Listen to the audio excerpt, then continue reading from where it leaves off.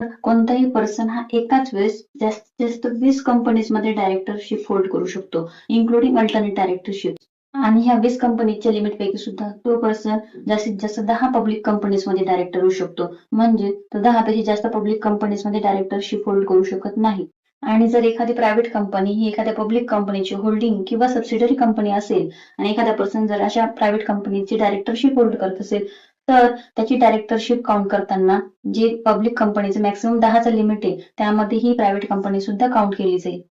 तसेच जर एखाद्या पर्सनची गव्हर्नमेंट कंपनी किंवा सेक्शन 8 कंपनीमध्ये डायरेक्टरशिप असतील, तर त्याच्या दोन्ही डायरेक्टरशिप्स ह्या 20 कंपनीच्या लिमिटमध्ये इन्क्लूड केल्या जाणार नाहीत. पण त्याच्यासाठी सुद्धा एक कंडिशन आहे, ती म्हणजे जर सेक्शन 8 कंपनीने त्यांचे फायनान्शियल स्टेटमेंट्स फायलिंग जे अंडर सेक्शन 137 आणि अॅन्युअल रिटर्न फायलिंग जे अंडर सेक्शन 92 मध्ये कुठलाही डिफॉल्ट केला नसेल, तरच सेक्शन 8 कंपनीमधली डायरेक्टरशिप ही त्या मॅक्सिमम 20 कंपनीच्या लिमिटमध्ये काउंट केली जाणार नाही. जर डिफॉल्ट केला असेल तर त्या पर्सनची सेक्शन 8 कंपनीमधली डायरेक्टरशिप या 20 कंपनीच्या लिमिटमध्ये काउंट केली जाईल.